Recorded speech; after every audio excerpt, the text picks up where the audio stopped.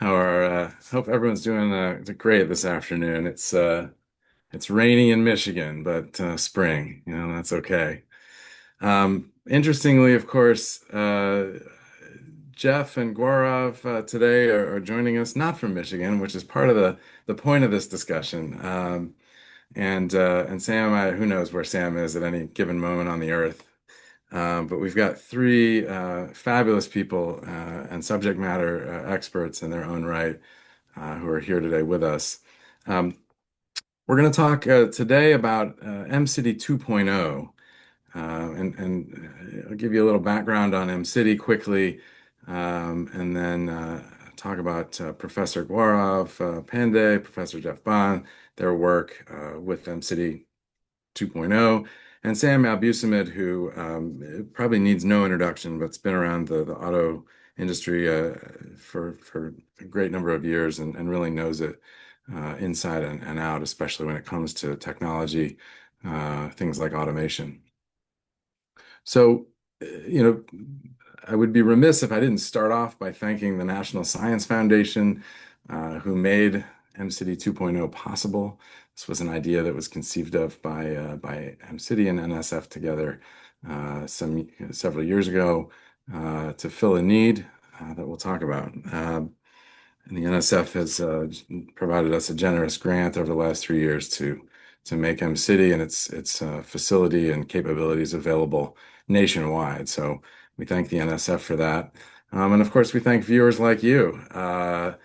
This is the National Science Foundation. This is a federal agency. So thank you for your support. Mcity was built about 10 years ago as a public-private partnership to bring transportation technologies out into society in a beneficial way and avoid some of the negative consequences. Um, we've been doing this now for 10 years. This is our sort of next generation test facility that was created at the University of Michigan's North Campus in Ann Arbor. Now, 10 years later, we have mixed reality, a driving simulator connected for teleop, a digital twin connection to the university's incredibly high-speed data backbone, AI behavioral test systems, a safety assessment framework for AVs, and all kinds of things. But this remains kind of a unique system. And so 3, 4 years ago, the National Science Foundation was getting a lot of requests for building test facilities across the country.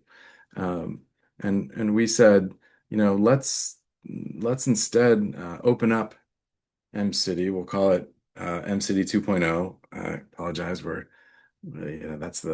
Everything is 2.0 these days. And we'll expand access to all of the capabilities that we have. We'll build remote testing capabilities.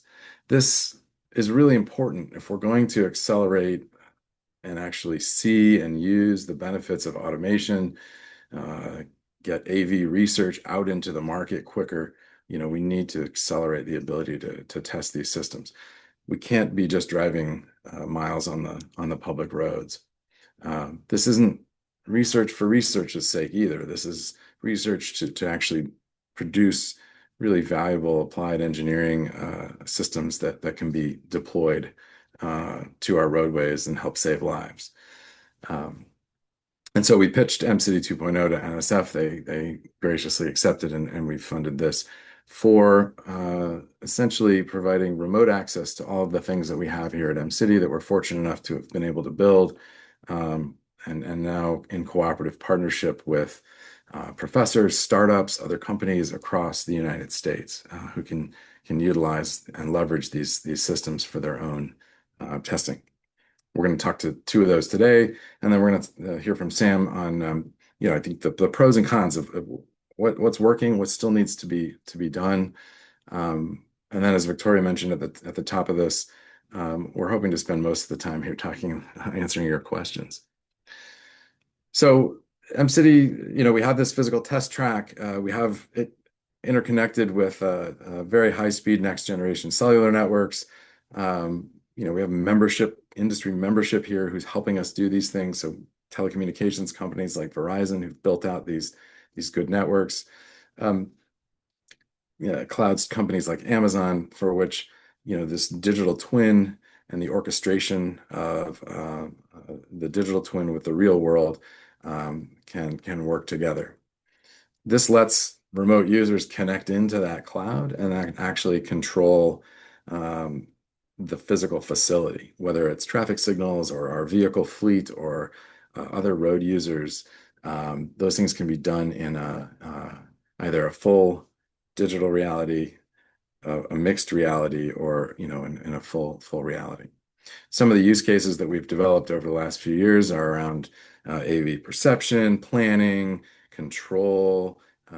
Dr. Bond will talk about joint control of the infrastructure for more intelligent routing and congestion management. Teleoperation, which is certainly, uh, if you're familiar with Waymo and other AV companies, this is a key component of their strategy. We've built over the last couple of years, and most recently with MITRE and with NVIDIA, we've built a full digital twin of Mcity. And really, this is a key strategy for us. Because of NSF, we could open source a lot of these things. So, you can use our digital twin and other capabilities that we've open sourced for free of charge, even for commercial development. In this case, I use the term digital twin. If you're not totally familiar with that, luckily for you, there's a handy ITS America webinar on digital twins and a white paper. But the general idea is that it's more than a model. It is a full live system. So the digital twin is capable of representing what's happening in the real world. And controlling things in the digital twin can also control things in the real world. And so in our case, when this is synced up to the test facility, you get a mixed reality. I'll fly through while we're talking. Uh, in addition to this, we've released some additional frameworks. I think there's a GitHub link in the chat. Uh, TerraSim, which is a behavioral analysis tool using AI actors to create safety critical events. So while you're driving around in our virtual test facility or even in the real one, you could have safety critical events happening to you at an accelerated rate. So, we could save tens of thousands of miles, 1 mile in here. That's called TerraSim. That's also open source on our website. So over the last few years, we've been working on use cases, and I want to turn it over to Dr. Or Jeff Bond from the University of Washington. He's gotten several use cases now. The one he's working on at the moment is controlling our 6 signalized intersections at Mcity and optimizing vehicle throughput, looking at how AVs can help that. Dr. Bond, if you don't mind, I'm going to go forward to the next slide here, and I want you to maybe briefly talk a bit about your use case and why it's possible and what's the value of doing this remotely. Okay. Yep, sure. Thank you, Greg. Yeah. Hello, everyone. It's I'm glad and also honored to have this opportunity to talk about our joint work with Mcity about this test case. This is about the cooperation of transportation infrastructure and CVs, connected autonomous vehicles. I would say in the near future, the motivation is straightforward. Like if we have all the CVs running around, it's kind of imagine that they do some cooperation and joint optimization with transportation infrastructure. This will help improve efficiency, improve safety, and also other benefits to the transportation systems. So this is the motivation why we started the collaboration with Mcity. So today's mainly I will talk about signal vehicle joint control. So I'd like to introduce the team a little bit. So I'm a faculty member with University of Washington Civil and Environmental Engineering Department. I'm also directing this IUTS lab.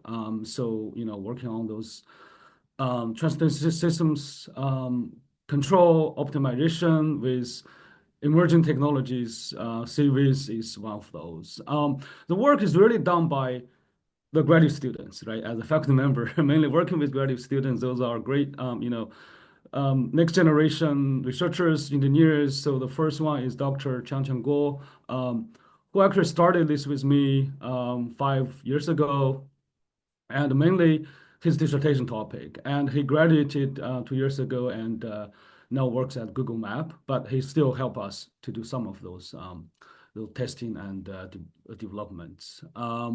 So Sakiba is a third-year graduate student. She's really the person who lead the testing and collaboration with Mcity and also doing the extension of not only CVs with infrastructure, but also expanding to multimodal control, like including pedestrians and bicyclists and how those, impact this kind of control strategies. So as you can tell, the real kind of collaboration between us and MSCity is showing in a couple figures below. So essentially, you can understand this as two sides. We have the left side is UW. We're running our algorithms. It's including vehicle control, signal control at different time scales. That's why we call it multi-scale control. And we have some other strategies to make them consistent at different scales between vehicles and traffic signals. We run this on our side on PC. You can see the algorithm running, and also we have a digital twin from Mcity to see how things go. So we run those algorithms and generate those control command based on the data information from Mcity. This vehicle information, signal information, status in real time. Sort of we receive them from Mcity and through this Terrasim API, which is a remote interface. So we generate those commands for control and signals and pass them through Terrasim to the Mcity side to control their physical and digital infrastructure. This includes traffic lights, physical traffic lights, and also their testing CVs, you can see from the right side of the figure, and also the virtual vehicles that generated in a digital twin. So it's a full control of their digital infrastructure plus physical infrastructure, but the command is generated on our side. So we have this real-time and communication data exchange between the two sides and through this Terrasim API, which I understand it as a key component of Mcity 2.0, just to make sure this to happen. So far we have done the testing demonstration for a major conference in July last year, October last year for with Mcity to Federal Highway, US, NSF, US DOT, and other agencies and industry partners for one intersection and surrounding cities and possibly human-driven vehicles in the system. And we're currently working with Mcity on expanding this to half dozen intersections in Mcity and all the surrounding vehicles, and possibly extending to if we generate pedestrians and bicyclists, how that will impact the entire system performance. So that's sort of the ongoing kind of work. So one last comment, I think we view this Mcity 2.0 testbed is really, really helpful to researchers for the possibility of allowing us to test this in a mixed reality environment, which in the past 10 years, the work was mainly done and tested in simulation and some real data, but now we can do it on a real testbed, which is a major step forward. So it's also allow us to do this very cost-effective way because Sakiba, who is leading the testing and never traveled to Ann Arbor, which I always told her we should give her the opportunity to visit Ann Arbor at some moment, but for the research purposes, she never need to travel. Everything's done remotely at UW site. And this remote interface gave us this capability of doing the testing without the need to travel. That saves time, resources, and budget dramatically. So that's for that we appreciate Mcity's collaboration and of course ISF and also ITS America for giving me this opportunity to share this experience and this research. I'm sure Victoria already shared some links in the chat. If you want to read more about our models, testing results, some work, feel free to read those and also reach out to me and the team too for more information. Thank you. I think I stopped. Thanks, Jeff. Yeah, I think one question to queue up, you don't have to answer it now, but we'll talk about it in a minute, is, in the simulator versus the reality, what does mixed reality mean? There's certainly we can't drive 90 real cars in here. We could, but that would be expensive. So, how do we handle, like, are some of the cars real, some of them not real, pedestrians, bicyclists, those sorts of things. We'll come back to that in a minute. Thank you. I want to get Dr. Gaurav Pandey, who's the associate professor of electrical engineering and engineering technology and industrial distribution at Texas A&M. And I skipped over it before, but Dr. Jeff Ban is a professor of civil and environmental engineering. And so Gaurav has been working with two other open source tools. Mcity has produced this concept of a data engine, which actually Gaurav, I think, was one of the pioneers of the concept of, and it's an idea of automatically improving the quality of an AI model, and he's been utilizing then Mcity to improve that. Gaurav, do you want to take us through your project and how you've used Yes, Mcity to do? absolutely. Thank you. Thanks, Greg. Yeah, Sure. thanks for the introduction. And yeah, I'm also very honored and I'm very pleased to be here talking about all the advantages that Mcity 2.0 bring to the researchers like us who are often very limited with the resources. We can't have everything. So I think Mcity does a great job in helping us. So my lab is mostly focused on doing developing algorithms for AV perception. Earlier last year, we developed a model which can do semantic segmentation and depth estimation just from monocular camera. And we had published that work in ICRA last year. And we used a lot of Mcity digital twin facilities to train our models, test the model's behavior in Mcity. So that has been very helpful.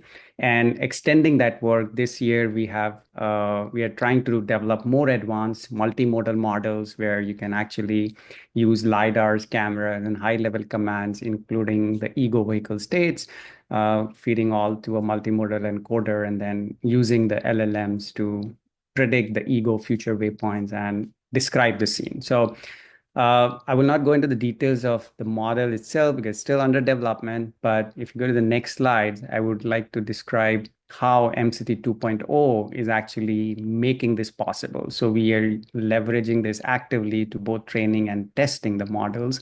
And this can be pretty much any model, right? So we are using one model, but if there is any researcher out there who is developing any AV model which uses LiDARs, cameras, radars, I think Mcity is a place for you to do those kind of testing and training the models. So Mcity, as Jeff also mentioned, brings the mixed reality simulation to us.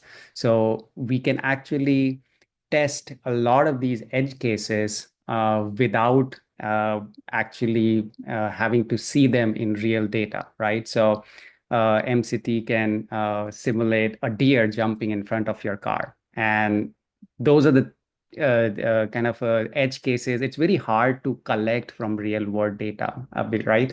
So, and also not very safe. If you want to deliberately want to collect those kind of data, you would not want to, right? So that's where I think the strength of Mcity comes. It can actually give us a lot of these edge case scenarios, which are safety critical and also very unsafe to collect in real world situations. So here in the screen, in the slide, as you're seeing, so we use a lot of simulated data generated by Mcity and so Mcity uses the NVIDIA's Omniverse high fidelity sensor models to generate those data. So we use them for training our models. But once the models are trained, we can actually do a full closed loop testing by integrating the model's output onto a real world vehicle driving on the track and observing the behavior of our models in real scenarios, right? So, or I should say mixed reality scenarios. So MCT has this test vehicle which is running on the track. It sends its AV state or the current state of the vehicle to the TerraSim, which is again the traffic simulator, AI-enabled traffic simulator developed by MCT. It generates the next AV state and the next states of the virtual traffic. All of that is fed into the NVIDIA Omniverse high fidelity sensor models, which uses the digital twin asset, which has been created in advance, which you just saw. Greg showed the fly through of that. And based on the vehicle state and all the virtual traffic, the NVIDIA Omniverse model is able to generate virtual camera and LiDAR data, which is then ingested by our model, and it generates or predicts the next waypoints where the vehicle should go. And this is sent to the actual vehicle on the test track, and the controllers in the vehicle perform that control. So the vehicle actually drives in real world while the data is all generated in the simulated world. So it's pretty great, I would say. So you get that real world remote testing while sitting here in Texas A&M, at least for me. So we are working on this right now. We did a similar project last year, but it was only focused on developing model with a monocular camera. We successfully tested it with MCT. Now we are going one step further, and we think that at least I'm very excited about this recent partnership of MCT with NVIDIA, where we can really use these very high fidelity sensor models for training and testing our models. So that's pretty much from my side. I would just add that the MCT facility has really enabled researchers like me to kind of get into basically researching these advanced topics without having the research. So I don't have any vehicle with me, right? So, and if you know, just building a test vehicle with all these sensors, it's like $1 million worth of investment upfront. And I don't have to make that investment. I can just go to MCity and use all of these. So I would again like to thank MCity and NSF for creating such a thing. So with that, Greg, over to you. Thanks, Gaurav. Yeah, appreciate that very much. Great. I last and certainly not least, Sam Abusamid, who I think has been around this industry for my entire career, 20 something years. Sam comes with a mechanical engineering background, so which is pretty cool. Then later an analyst, journalist. Now he's at Telemetry Insights. I think I can remember back to him writing about some AV startups who were doing testing on the public roads, and his view was that was pretty scary. They maybe weren't ready to be to be there. This was some years ago, but those stories have stuck with me, and a lot of the work that MCity has tried to do on safety and enabling improving trust around autonomy as it's developed and deployed come from his views. So Sam, maybe I'll ask you to introduce yourself and give us a kind of industry view of your view rather, I mean, of the value of maybe faster iteration on these capabilities for autonomous vehicles if we're going to realize their value. Yeah, thanks, Greg, Sure. and thanks to ITS and MCity for inviting me to participate in this conversation. Yeah, I've been around this for 35 years now, since I graduated. Started off working on ABS systems in 1990. And for the next 17 years, I mean, my entire career has focused a lot on automotive safety, working on ABS, traction control, stability control, brake-by-wire systems. And especially in the early part of my career, a lot of some of my first assignments, a lot of the focus was on robustness of ABS systems.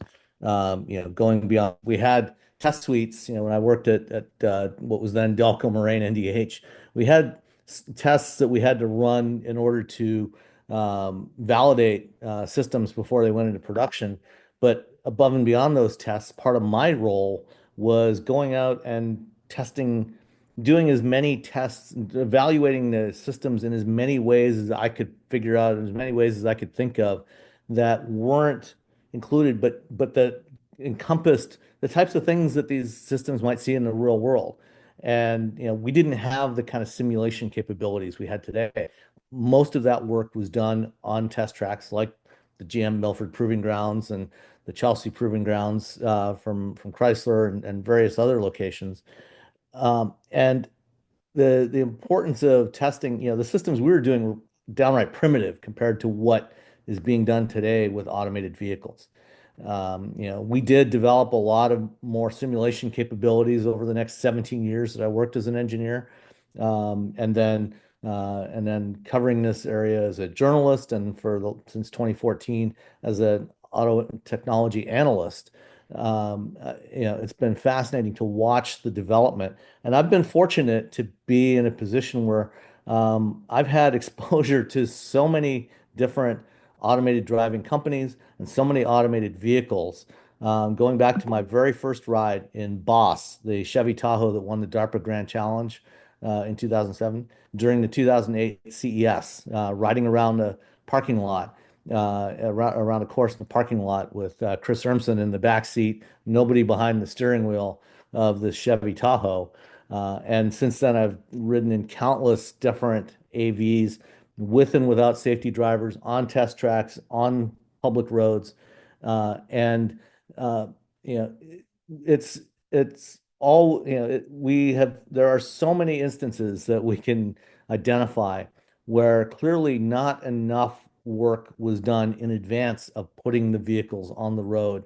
Some with, let's say, sketchy startups that popped up over the last decade, and many of which have gone away, but some with companies that had a lot of backing and resources and arguably should have known better. Obviously, there's the Uber fatal crash in 2018, but also Cruise. They deployed commercial robotaxi services in San Francisco, Austin, and Phoenix clearly before the system was really ready to be put out there with members of the public riding in these things. And I, for one, because of my job, I took multiple advantages to ride in these things and provided a lot of feedback to Cruise. Obviously, not all of it was positive, and not all of it was heeded during, prior to Cruise's demise.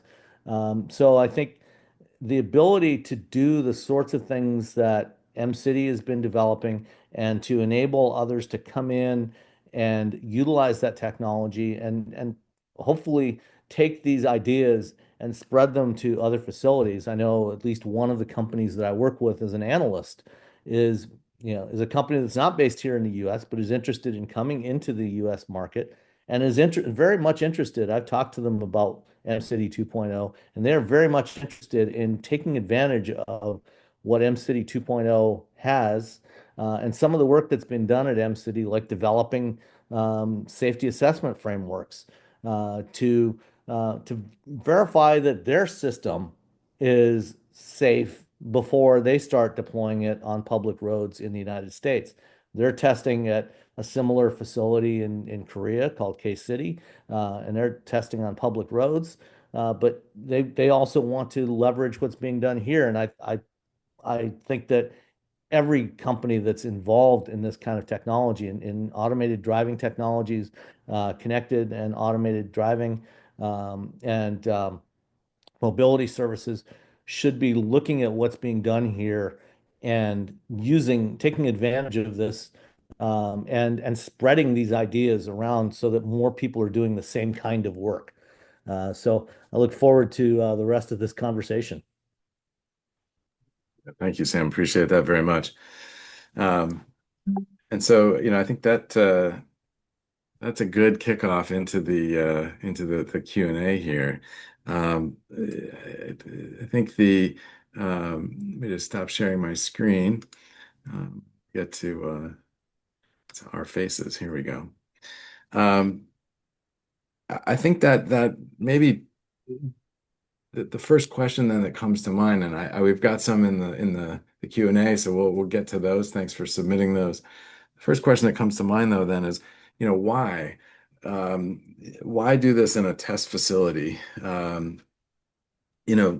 we constraining ourselves in a way? Are we um, missing out or somehow trying to boil the ocean? In other words, that the trying to test in a test facility is just going to take too long, and we're not going to get enough of test coverage. Maybe whoever wants to answer these, it's fine with me. And Yeah, I'll take a first crack at that. And I great. think to that, Greg, to answer that question, I think uh, it is not sufficient, I will say, just doing it in a test facility. And that's where I think simulation plays a big role.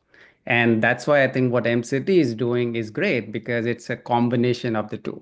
So now we can do hundreds of thousands of miles in simulation, but then also several hundreds of miles within the test track, including really physical objects. And then you add the mixed reality into it. That just expands the overall kind of cases or edge cases that you can cover. And I always say that getting those edge cases is really hard when you are trying to collect it in real world, especially because, as I said, it's not safe. First of all, you don't want to be in those scenarios in the first place, right? Just for sake of collecting the data. And if you look at some of these AV companies who have these cars deployed on the public roads, a lot of them, when they are just in the testing phase or data collection phase, they always have a safety driver. So the safety driver will always avoid that situation, which you really want to see the AV encounter. So it's kind of a very difficult problem to get those edge cases. And I think having that mixed reality platform does helps a lot. So that's why I think it has to be a mix of both, Hmm. just for that sake. Thanks, Gaurav. Others? Yeah, I totally agree with what Gaurav just said. It absolutely needs to be a mix of both. Uh, Obviously, ultimately, a lot of the stuff needs to be tested in a physical environment of some sort, and it needs to be done in a controlled environment before you put it out into an uncontrolled environment. The real world is such an infinitely variable place, that so many things can happen, and so much of what happened when you get to automated driving compared to the things that I worked on 30 years ago, so much of it is dependent on the interactions and interoperability of vehicles. It's not just, how you control the brakes on the vehicle that you're in, but how is your vehicle going to interoperate with the other vehicles on the road, with the other road users, whether they're vehicles, cyclists, pedestrians, and though the fact that you've got so many variables makes it impossible to anticipate all of them, but also extremely dangerous, and very difficult to replicate them in the real world. So being able to utilize tools like generative AI tools to create different scenarios and get the test coverage and then incorporate that with simulation and the combination of physical testing is, I think, really essential to guaranteeing, or at least maximizing the robustness. I want to say guaranteeing, because you can never guarantee anything, but maximizing the robustness and the safety of these systems. Yeah, thanks, Sam. Jeff? If I can add this one point, is Sure. if you wanted to, like us, to work on the cooperation between infrastructure and the CVs, then you add another layer of complexity because infrastructure is owned by agencies and, there's a different kind of ballgame to play. So that's why, Mcity 2.0, this kind of testing facilities is extremely helpful. Yeah. Yeah, I think we'd be remiss since this is ITS America to say, if you're working on ITS, then it's that combination, which it does add an extra layer of difficulty. Thank you. Um, Talk to me a little bit about, we've had a question, intellectual property. Are you giving MCity your intellectual property, or are we having some access to it? How do we kind of strike that balance between the freedom for development and making and capitalism, I guess, versus uh, perhaps academic publishing, or even the sort of ability for us to kind of run things in our facility. Jeff, I'll start Yeah, with I start first. I you. Yeah, think the kind of understanding and agreement is we develop our own algorithms and run our oversight and testing on city facilities. So we own the whatever the IPs or things that algorithm we developed it, and there's no concerns about this kind of who owns what. It's yeah, very clear to me. Yeah. yeah, yeah, Yeah, I mean, I don't think there's any IP issue. And again, we are all, at least from the university side, we are all doing it for open source. So I right. think that issue is less in there. But as far as IP is concerned, I think we run our algorithm on our computers at our end, right? So MCT doesn't really have any access to those to kind of to have any infringement in terms of IP. So if any industry folks listening out there, I think you have full control of your algorithm. I don't think MCT asked for anything. And we run our algorithm on our side, and what is sent to MCT is like the final waypoint, at least for my algorithm, I can say, is the waypoints, and those are executed by the vehicle. So yeah, so there is not an issue. Yeah, And maybe a follow up on this one, I think I see a question about the communication lag for the remote testing. yeah, Maybe I can catch up on that. So sure. at least we have not seen that it is, I mean, there is lag, but I think MCT has pretty good 5G connectivity right now. And I think connectivity will keep on improving. I don't see it coming down. I think it right now, if you're just testing within the MCT facility, then the lag is probably like less than 10 millisecond. And Greg, you can correct me. At least, and from my end, when I'm working from Texas A&M, there are additional lags that add, but it is between 50 milliseconds to 100 milliseconds, I would say. So it is reasonable for testing, I would say. But yeah, I mean, real world deployment, I think it's still a bit far. I mean, some ways to go where we want to, if we want to deploy algorithms on a remote cloud and execute on the vehicle, I think probably not for that. But for what we are doing, I think the lag is very manageable. Very So. manageable. Yeah, 10 milliseconds is about what we see on that 5G network. It we did design this so that you can co-locate your algorithms with commercial providers like AWS and others. Um, so theoretically, Gaurav, if the latencies were not good, depending on your location, the speed of light, probably we can't bypass it yet. You could put your algorithms in your own account on AWS in Detroit here, right, and be essentially at our facility, um, which I think is a good future design opportunity. Sam, how critical is that kind of IP protection for industry to be able to protect? If as we start to, MCity can't be the only place this happens, right? If this is going to take off and become a technique used across the country. Well, I think IP protection is obviously very important because ultimately companies are going to want to make money from the work that they're doing. Whether it's an ADS developer that wants to deploy it, or a company that perhaps wants to build services that provide those connections between traffic management services and AV fleets. There's a wide variety of opportunities in there. Mhm. So, the companies that are developing these systems, they clearly will want to control their software, their IP, to ultimately be able to leverage that to build a business around it. For the infrastructure, the Mcity 2.0 type of infrastructure, um, there's obviously a value to that as well. And perhaps, I would assume, I guess I'm not sure, the details of how it's all set up from University of Michigan's perspective Mhm. and NSF funding. I assume University of Michigan owns that infrastructure, or at least has a stake in that. Perhaps, that's an opportunity for the university to license what you've developed to other facilities. Because, MCity, as great a facility as it is, it's obviously limited in size and capacity. Yep. Uh, are other facilities around the world that may want to do the same sort of thing. I mentioned K-City in South Korea. That's another one. Perhaps, they may want to collaborate with you and license what you've done and deploy the same type of infrastructure at other locations.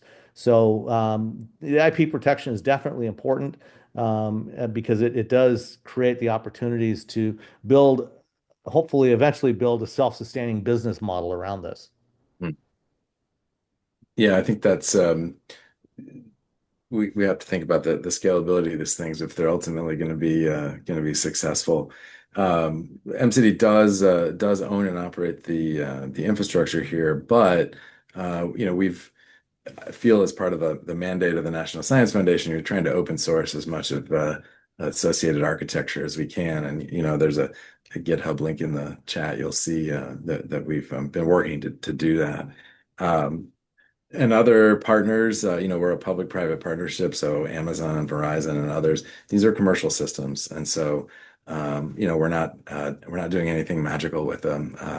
I think we're doing things that are clever, but we're not doing anything impossible. Yeah, but it's that fabric that ties all the pieces together. That's where the magic lies. Not, Yeah, I mean, the individual components are important, but how you put them together and utilize them as an ecosystem is equally important. And whether that is open sourced or proprietary, there still probably should be some sort of protection around that. yeah, yeah. We had a question. It's what's the difference between using 2.0 and a digital twin or simulation? And related to that is MCity the only physical representation that 2.0 works with, which I think is kind of related to what we're talking about here. I don't know. I can certainly take a stab at the first one. You're welcome to use the simulation that's online, which we call our digital twin, as a simulation. It can be used standalone, right? I think Jeff mentioned, he did a lot of work in simulation, Gaurav too, initially. And then, when it was time, you could connect to the facility, right? And use that mixed reality. Anything you guys want to add on that? No, I think you're right. And I would just say that if you're developing like a perception model, you can just use simulated data to train, right? So then you don't need anything physically from MCity. You just generate your simulated data and train your models. But then you always want to know how your model is performing in a closed loop, right? So that's always the gap with the perception researchers. You Yeah. really need a vehicle or any system where you can deploy these. And that's where I think it's very beneficial. Yeah. Yeah, let's talk about that real to sim gap for a second, because I think all three of you can probably have Mhm. interesting viewpoints on that. I mean, we're not there, right? Where end-to-end simulation can fully stand in for reality yet, right? How do we how do we get there, or how do we kind of continue to improve? Yeah, I mean, I would say the video that you just showed about the digital twin Yeah. says a lot. And I was very kind of very excited and surprised to see. I mean, the quality of those. I mean, it looks very real, Yeah. and I think that gap is narrowing down.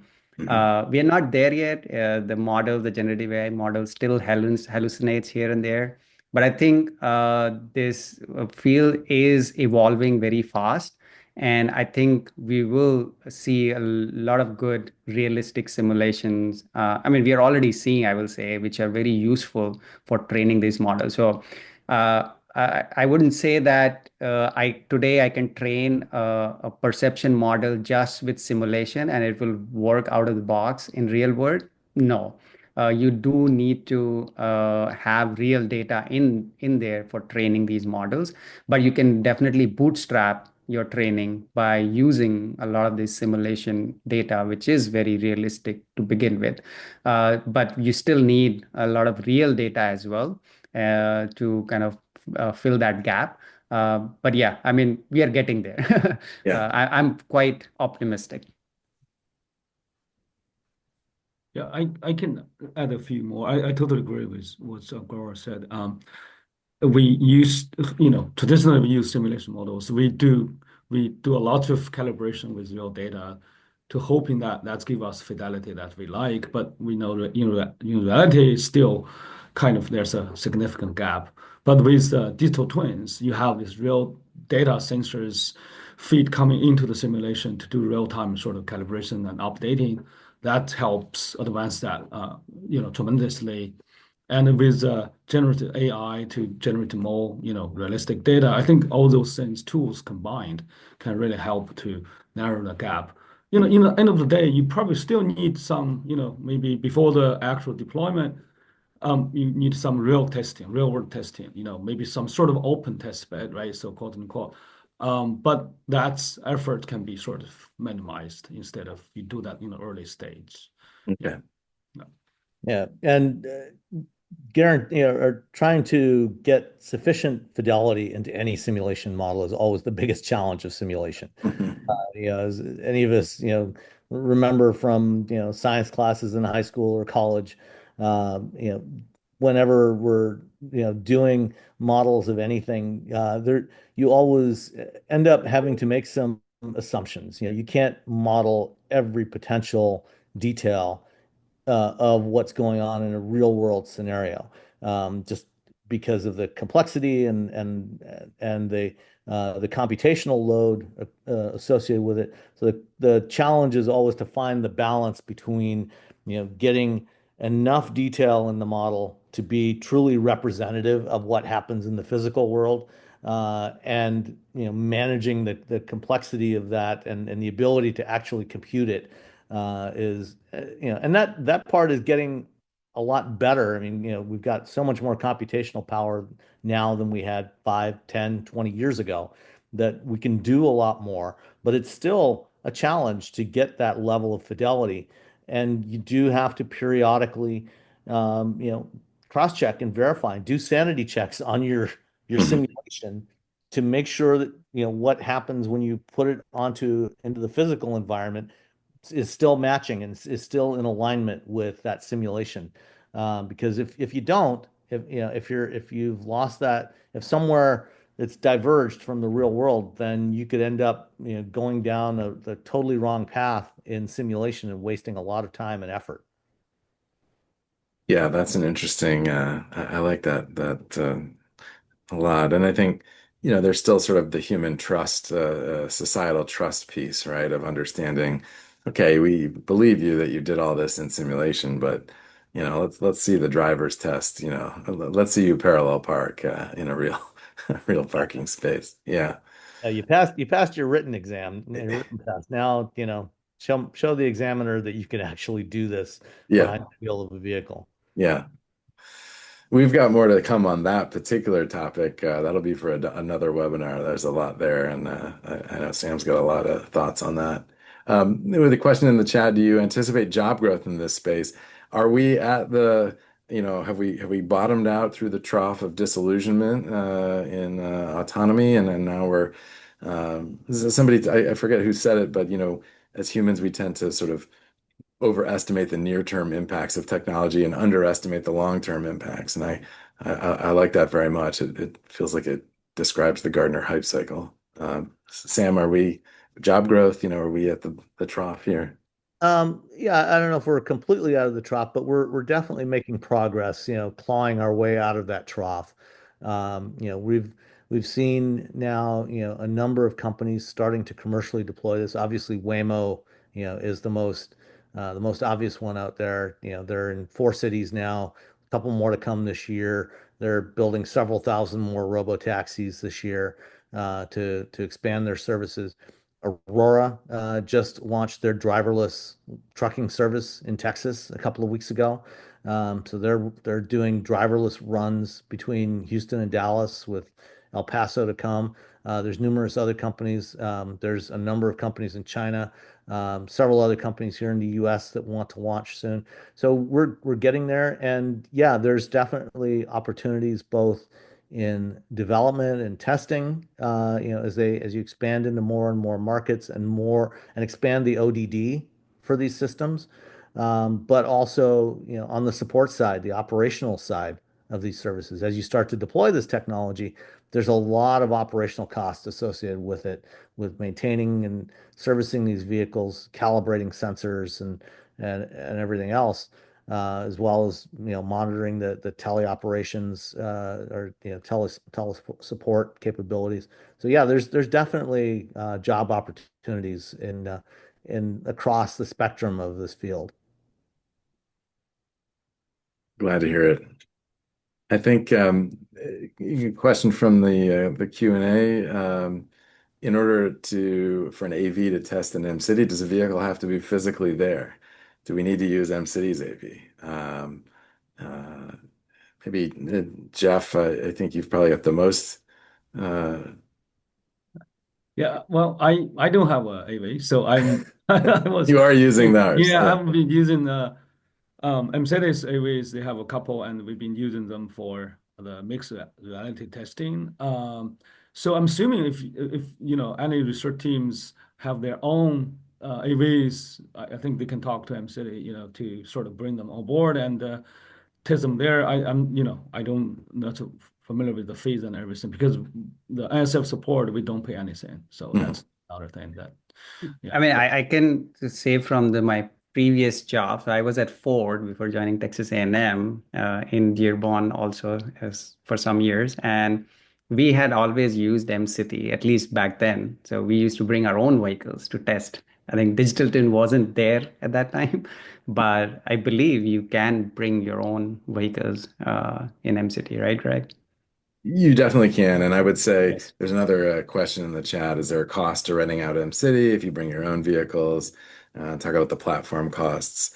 Yeah, it's important to state. I mean, I think yes, about half of the use of this facility actually over the last few years has been private R&D, in fact, and not there's no public involved at all, and it's up to the companies to release anything that they want to. And there's a daily kind of cost associated with that to operate the facility. We're a public research university, so the cost is essentially our cost. We don't make a profit. Um, but what we've been thinking about with Mcity 2.0 is that cost is a barrier still for interesting new ideas and new faculty. And so for Jeff, Gaurav, others, the National Science Foundation actually supports their use. And that'll continue through the end of Mcity 2.0, which still has about a year and a half left, and hopefully we can extend that, if NSF agrees. Um, but one I guess one thought on bringing your own AV or not, you could theoretically plug your AV software stack into Mcity 2.0 and run it, from your location or run it from your cloud and interact.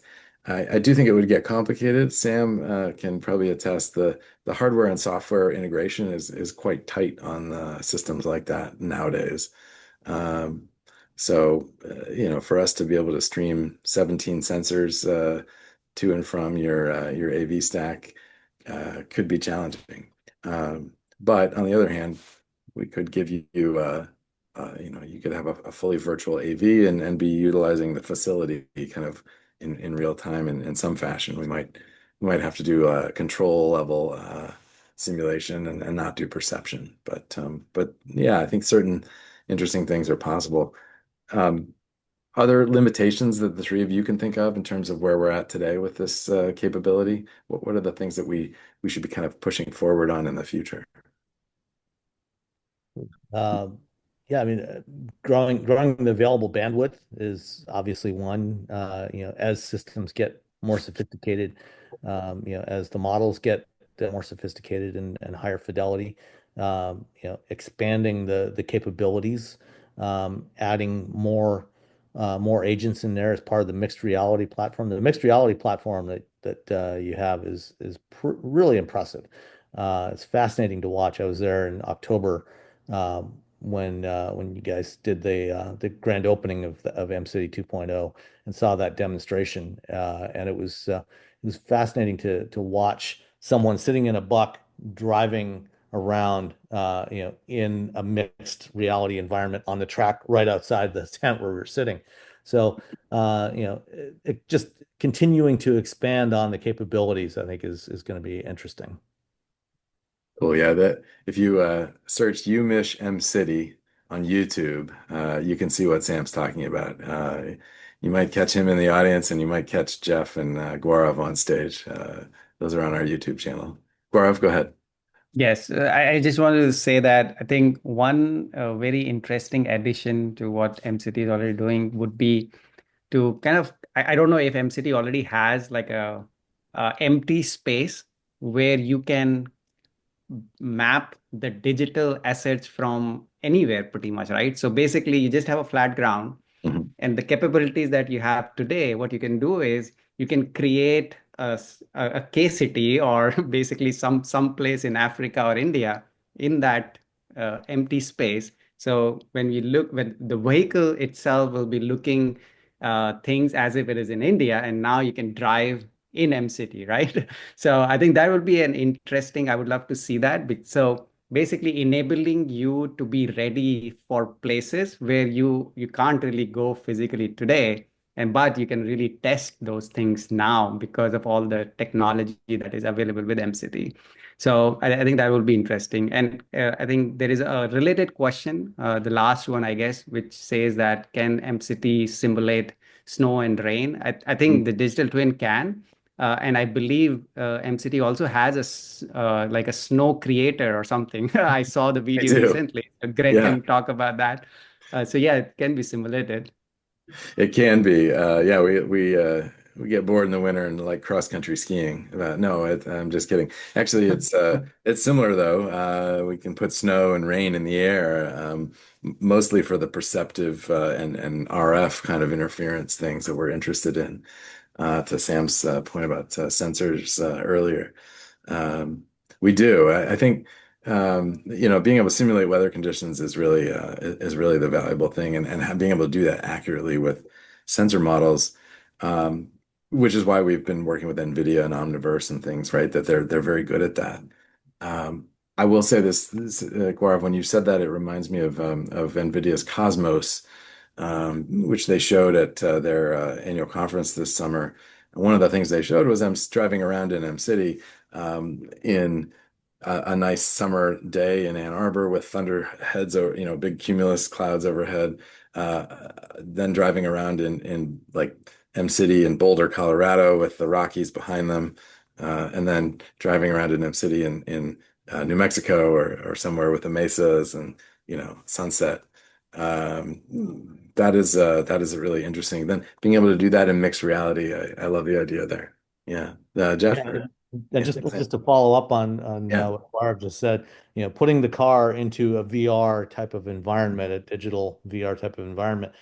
Last week I was at Stellantis and saw a demonstration doing the same sort of thing, simulating a factory, having a person in a room Mhm. uh, with where they were then being placed and they were manipulating equipment Mhm. to simulate a workstation on an assembly line. And that extending that same sort of thing to having a car, put it on a vehicle dynamics pad and simulate the environment around that car and to be literally anything. Mhm. That's a fascinating idea. That is, yeah. Jeff, we're just about at time. What do you think? Oh, just one quick comment. You mentioned Mcity, the funding has 1.5 years. I really hope Mcity can continue this, has a model to sustain the Mcity 2.0 testing facility to serve the community mainly. You cannot do this just losing money, right? So you have to have some ways to sort of at least keep the balance. If you have any quick thoughts, that would be helpful. Yeah. Yeah, thank you. That's a good challenge for us. We NSF was quite generous in their funding and support of this. Those funding pictures change at the federal level as they have with the change of administration, and so that remains a risk and one that we're definitely seeking partners on. I think what you're saying about good for the nation is a good selling point. And perhaps to Sam's point earlier, we should also think about kind of trying to form a network of these capabilities too. And we could do this as a not just the university and you guys remote testing to the University of Michigan, but other sites. Yeah. Sam, anything final? Uh, no, not right now. I mean, it's been a great conversation. And I think, there's a lot of interesting ideas here, and I look forward to seeing how this continues to evolve and develop in the coming years. Great. Gaurav? No, I think very excited to be part of this Mcity 2.0 work here, and I hope, yeah, you guys are able to continue it for long, Thanks. forever. Me too. We'd like to get more people using it. We have Jeff and Gaurav are two of 10 projects we're running this year. We hope to do 10 more next year. That there's certainly no shortage of really great research and startup ideas out there to support. I want to thank you all, Jeff, Sam, Gaurav. Thanks so much for being here. For everyone online, I know we're a few minutes over. Thanks very much. If you want to get in touch with any of the three of these gentlemen or myself, ATS America will probably send out a recap of this, and you can also follow up at mcity.umich.edu and just ask for contact info. Jeff and Gaurav you can find at the University of Washington and Texas A&M. Sam you can find at telemetry online too. And certainly thanks very much. Thank you. Thank you. Okay. Bye-bye. Take care, everybody.